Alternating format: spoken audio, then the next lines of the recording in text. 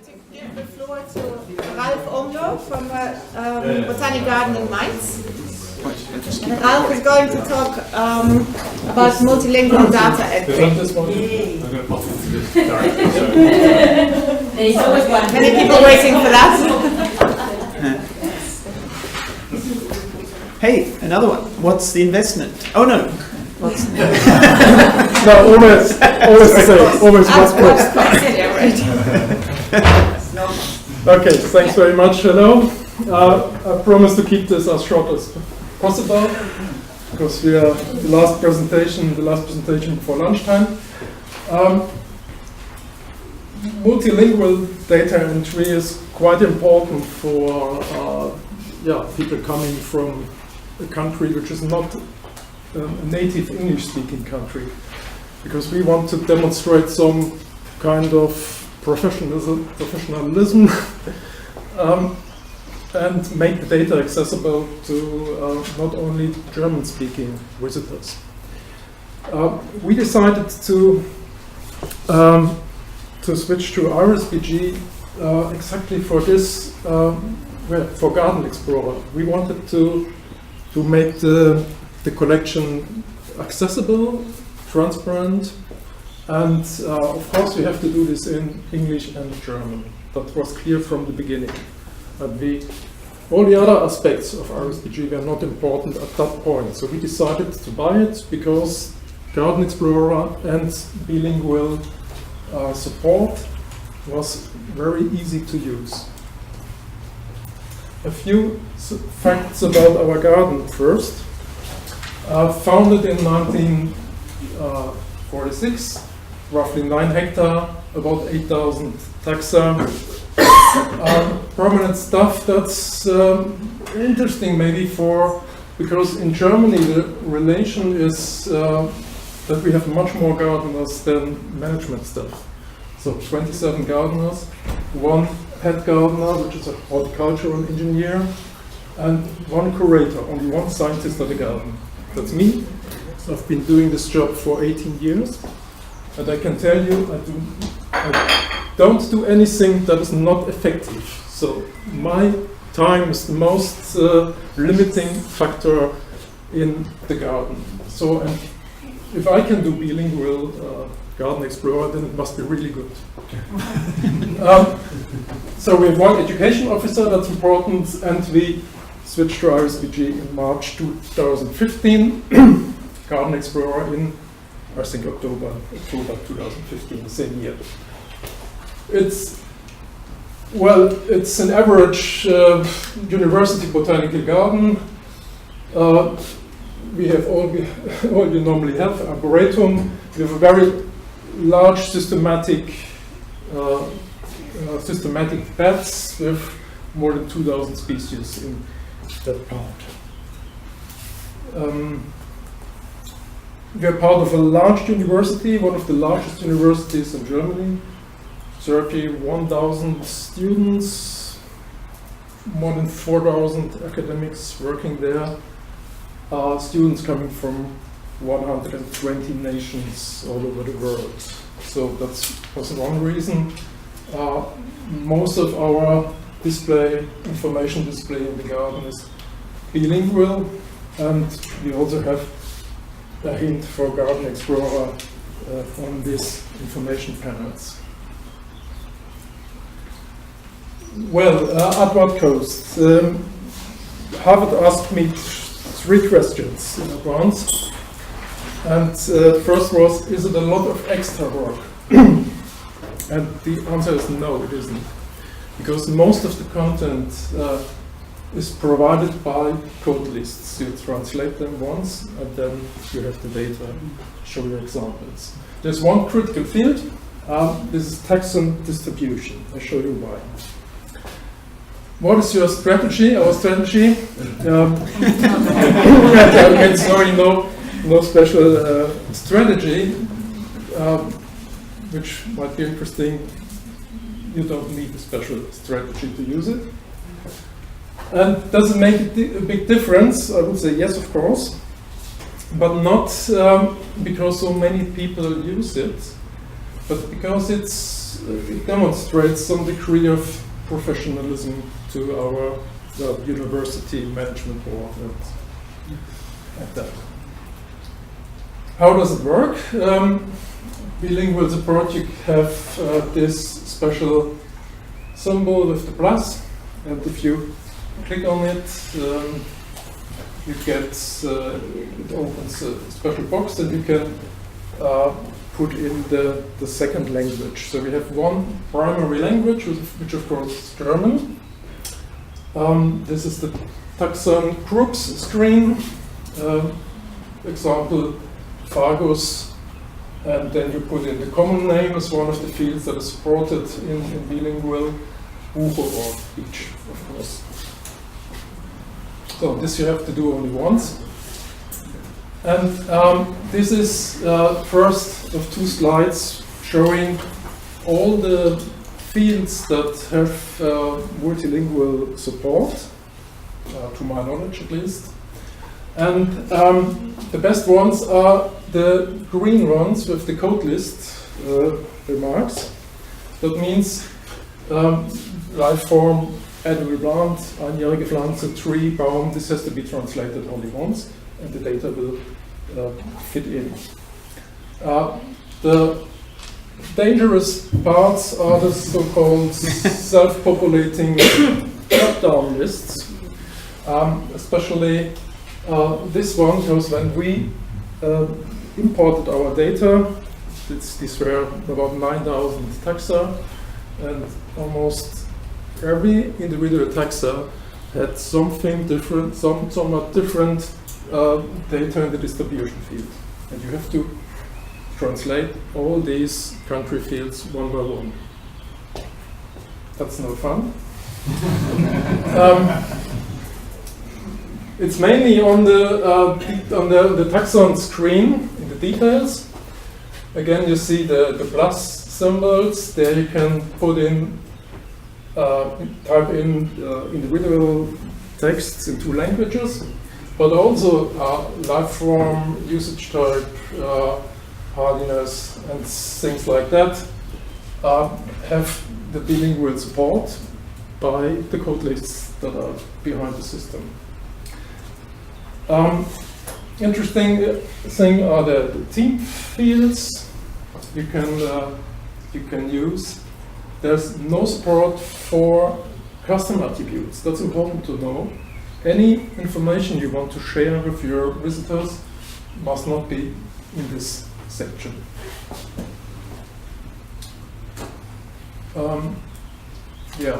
Second half of the fields. Trails, of course, can all be translated. You have to be careful with this. This always means individual translation required. So you have a lot of trails or labeled texts. These have to be done individually. Custom attributes are not supported? They're not supported. Okay. They're not displayed in Garden Explorer. Yeah, no, this custom attributes are not displayed in Garden Explorer, and they don't offer multilingual support either. Oh, okay. Yeah. I think it's not necessary, but you have to know it.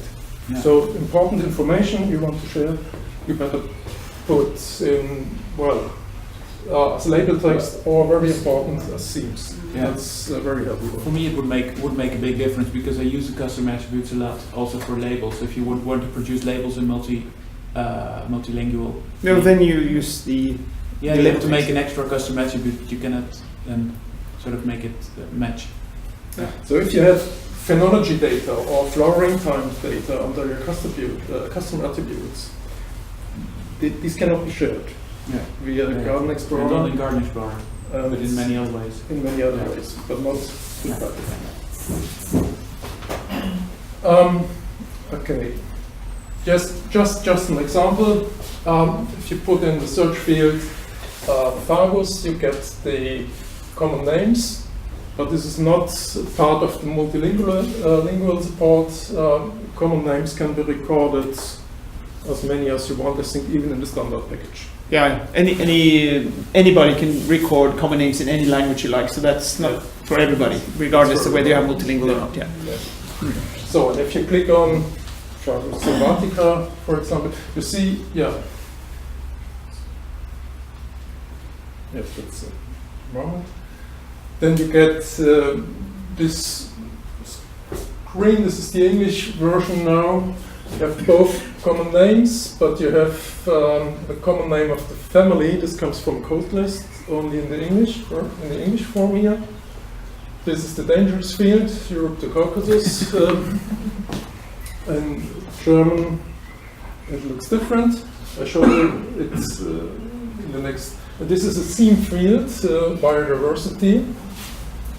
Links also cannot be translated. They will be displayed in the that's interesting. way you record it. Good point. But your locations will be can be translated. They come over. They will be provided by code list as well. So here you see the German version and the English version, and you see that the common name of the family is selected according to the language you choose in the on the display, whereas the common names of the taxon itself are identical. This is lovely, Baum, it's tree, life form, you only have to translate once. Europa, Caucasus, you see the difference, Europe, Caucasus. It's not a big difference in many cases, but well, it doesn't look, it's not correct. It's the wrong language. And the location fields also in different languages. Sir, I don't get why did you point out the Gutenberg and Bitch family? To show that here you only have one common name here for the family, only for the language selected. Yeah, it adopts, the system adopts to the chosen language. Okay. Unlike the common name of the person. Yeah. So here again, but I've got a question. Did you ever standardize the distribution list? Say if you have something that's Europe, Asia, Africa, and you've got an Africa, Asia, Europe, that you have actually essentially the same distribution where you've just tried to standardize it, because that reduces it from hundreds to much less. Yeah, but this cannot be done. You have to do it before you import all your data. Yeah. Because the only way to rework this list is to have the empty taxa feed, the empty taxa display, and open the fields and choose it. And then you can exchange them over this nice symbol, replace. It takes quite a while. If you're lucky, then it's the same word in English and German. Afghanistan to China, you don't have to translate. Fields already translated, you can see by the +2 for a second language. Is it a solution? Would it be a solution to export the distribution in 2 languages and then update them manually and then import them again? No, not so far as I can see, because they are linked to the taxa. So you have to link them to export them as an Excel file, and then in this case it's about 3,000 entries. But if you export them, you have 10,000 because they're linked to the taxa. It might be some tricks to do it. Some tricks. Yeah, I'm thinking. Yeah. Anyway, because we ended up with the same mess in Leiden, because we also have a bilingual version, and I didn't quite know what the consequences would be, but it's been an interesting process.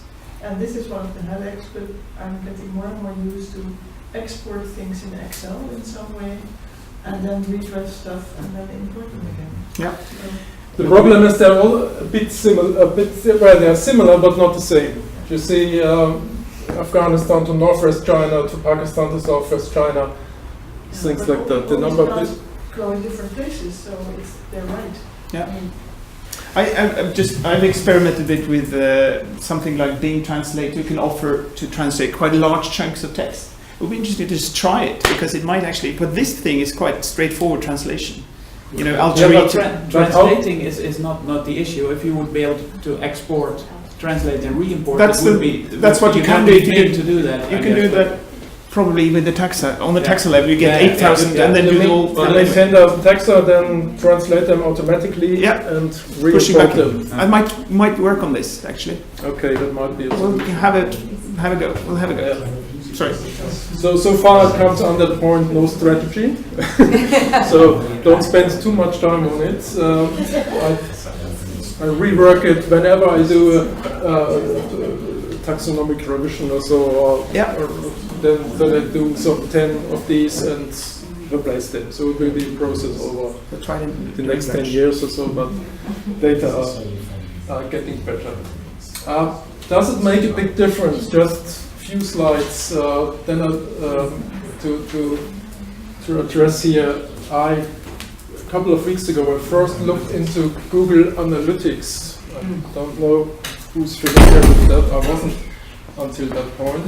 I'm not sure exactly how it works, but this is Google claims in the last 12 months we had about 2,000 visitors on the Garden Explorer.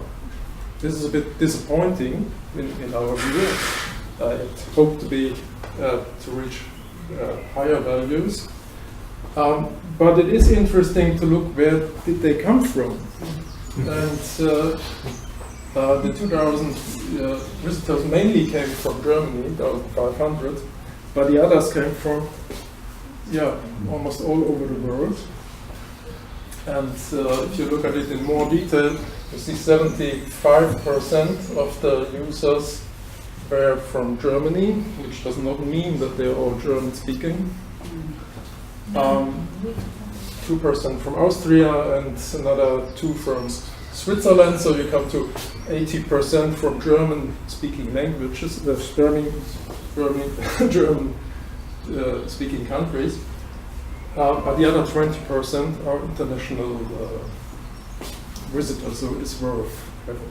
Do you know if it gets counted again if somebody with the same IP address looks at Garden Explorer again? I'm just thinking about I don't think so. I'm thinking about the same. I don't think so. Okay. I think it's smart enough to change to see what they call a unique visitor. If it's the Herr Oppermann, then you would see that all Garden Explorers is mainly visits from Germany. No, I think from 75% from Germany, probably 25% comes from our own garden, because our gardeners use it a lot. Our gardeners do not work in the database in Iris, but they use a lot Garden Explorer to get their information. Okay, that's it. So sorry that there's no strategy, but I think it's not much extra work, and it's worth having it. Thank you.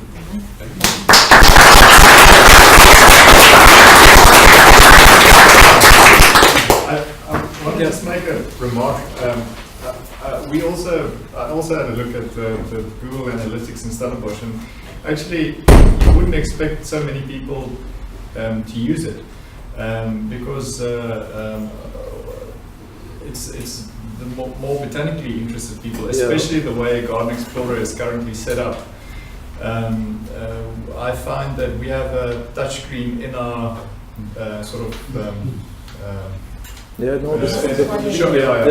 And what I constantly find is that people don't really know how to get the information that they want out of it. Yeah, they don't. And this is why using themes for me is fantastic, because people think, I want to see trees that I can plant in my garden that are drought resistant, or I want to see herb plants. And well, there's trials, but you can't do a trial for everything, and that's why the themes are. So I would like, one of my suggestions would be for the future is to think of Garden Explorer in a way in which the public thinks about it. Still have the families and all the other things, but put other fields more prominent for visitors. And I think then you will see your Google Analytics and things also go up, and more visitors using it. Or just a general search field like blue flower, and then that it picks it up from whatever table it is in. Yeah, something like that. And I think that is because the visitors that are interested in Garden Explorer are the type of visitors that are interested in the family names on your labels and those sorts of things, that you're more botanically minded visitors that actually use it most of the time. So for me, it's not so surprising. We would get maximum maybe 20 to 50 visitors sometimes daily, and then some of those would be students coming into the garden to do assignments and stuff. So it's very handy. It's definitely worthwhile, but I think in the future to get it to a really a much better use, that would be some of my suggestions. Just one point that you can already do, and that is to create tours, topical tours. What you mentioned, and those tours can also be linked to from your homepage or something. So if you have a theme going on in the garden at that point, you can, or just a simple thing as what's in bloom, and that can then be a tour which you link from other places. That's one way to get that kind of a. Our experience so far is that the classic garden visitor, elderly people or so. They do not use this kind of technology. And students are not interested in this kind of tours. They might look for particular dance in the actual botanic course or so.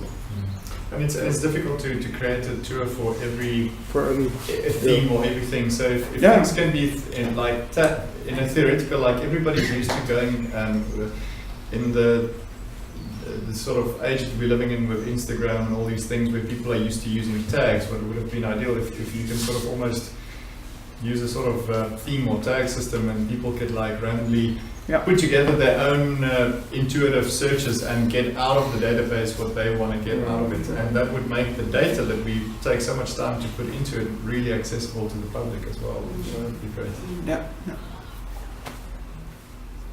Okay. Thank you very much, Ralf. We can go into the lunch break now.